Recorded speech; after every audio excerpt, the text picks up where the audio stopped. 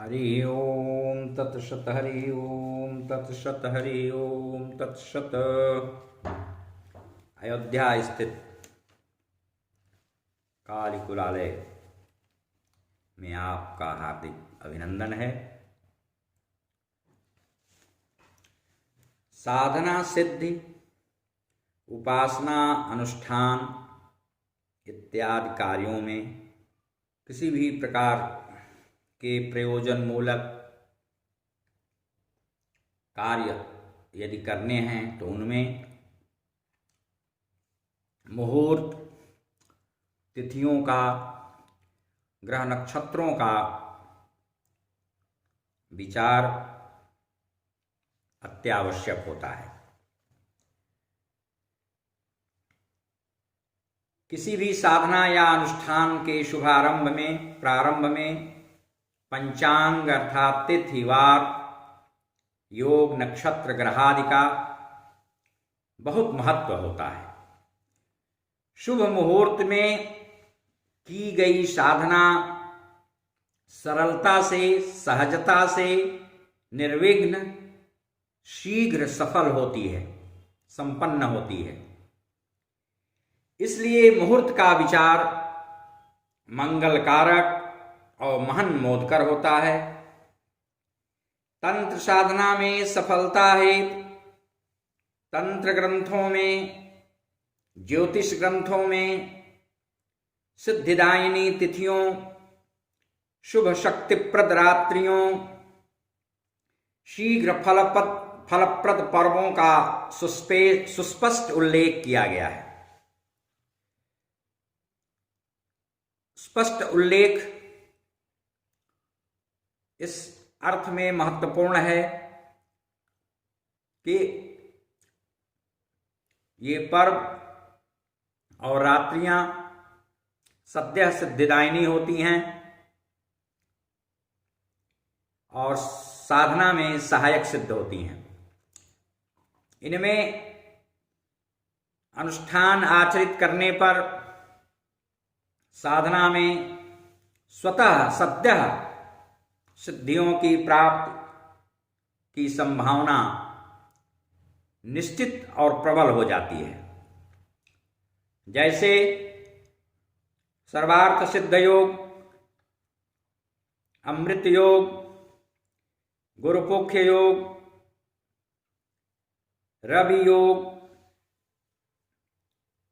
रवि पुख्य योग, चंद्र ग्रहण, सूर्य ग्रहण आदि ये योग सिद्धिप्रद होते हैं।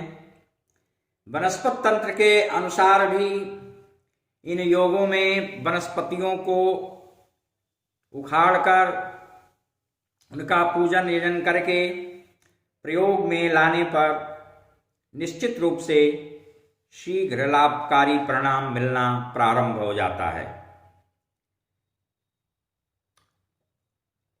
तंत्र साधना में या किसी भी कामनापरक अनुष्ठान हेतु ऋतुओं का, समय का, योग दिवसों का, तिथियों का अत्यधिक महत्व माना गया है। इनकी अनुकूलता में आचरित कर्म अवश्य लाभप्रद और फलप्रद होते हैं। शक्ति उपासना, देवी की आराधना है। चारों नवरात्रि बहुत ही महत्वपूर्ण तिथियां हैं, पर्व हैं। पहला नव संवत्सर के आरंभ के समय चैत्र शुक्ल प्रतिपदा से रामनवमी पर्यंत होता है। यह नवरात्र श्री रामोपासना के लिए भी अत्यंत महत्वपूर्ण माना गया है। दूसरा आषाढ़ शुक्ल प्रतिपदा से नवमी तिथि तक का होता है। यह गुप्त नवरात्र के नाम से जाना जाता है। गुह्य साधना करने वालों तंत्रोपासकों हेतु यह नवरात्र अत्यंत प्रशस्त माना जाता है।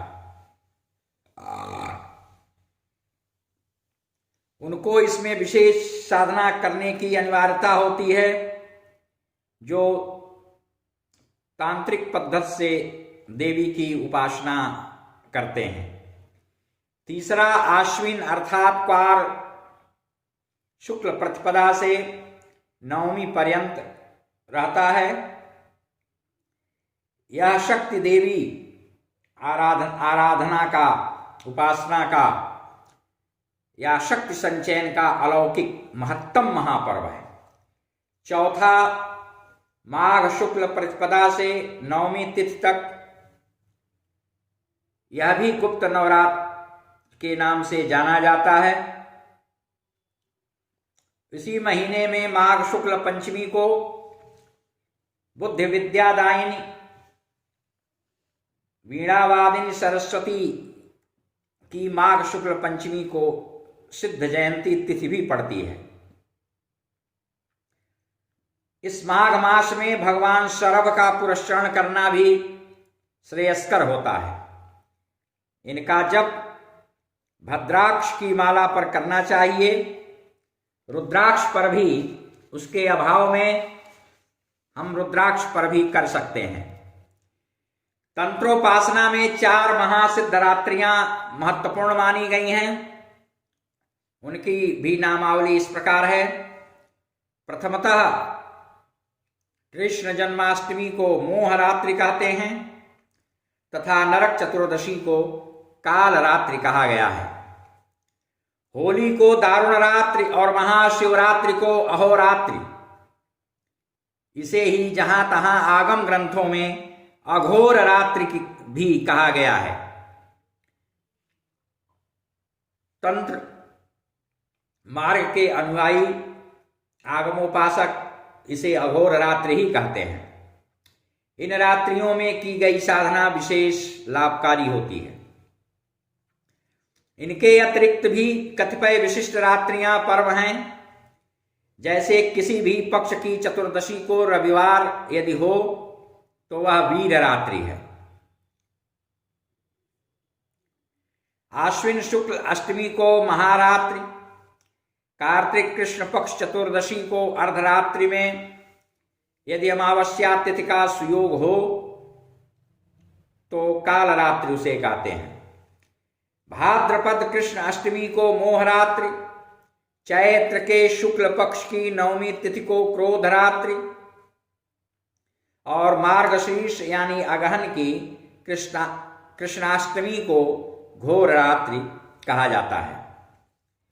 यदि फाल्गुन मास की कृष्ण पक्ष की अष्टमी को मंगल या शुक्रवार हो तो उसे अचला रात्रि कहते हैं। ज्येष्ठ शुक्ल दशमी तारा रात्रि है। फाल्गुन कृष्ण त्रयोदशी शिवरात्रि होती है। यदि अमावस्या को शुक्रवार हो और मध्याह्न में सूर्य ग्रहण हो तो उसे मृत संजीवनी रात्रि की संज्ञा से ज्ञापित किया गया है। ऐसे ही चैत्र मास की अष्टमी को रविवार और संक्रांति हो तो उसे सिद्ध रात्रि कहा जाता है।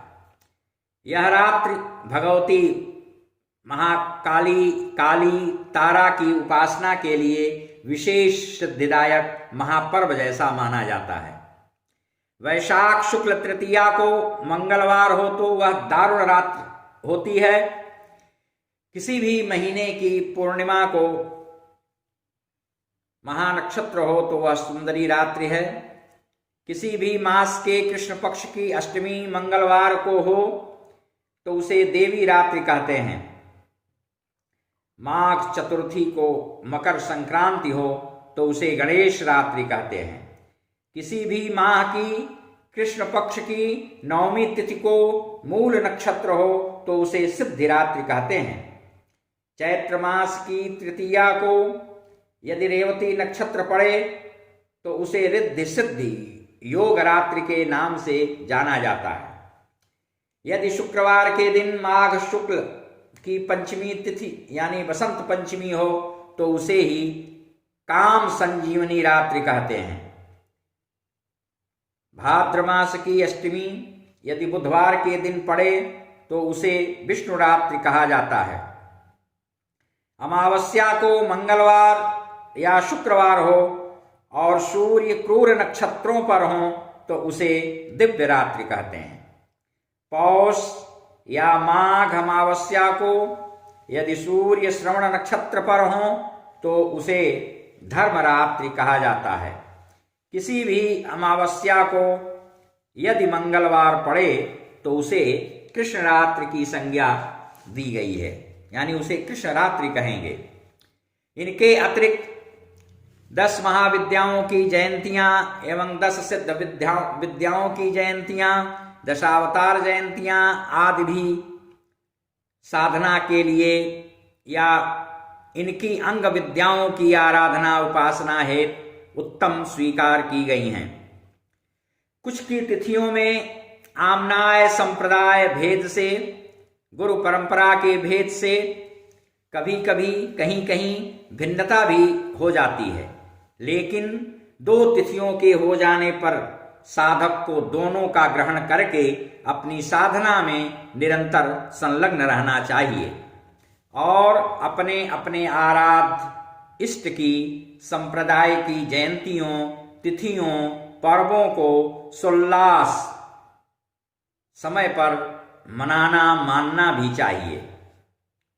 अनुष्ठान, भजन, भोज, भंडारा इत्यादि भी इन पर्वों, तिथियों पर करना श्रेयस्कर होता है और लाभदायक होता है। ओम पूर्णमदः पूर्णमिदं पूर्णात् पूर्णमुदच्यते पूर्णस्य पूर्णमादाय पूर्णमेवावशिष्यते।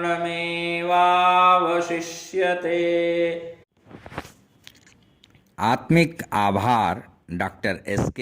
पांडे जी का।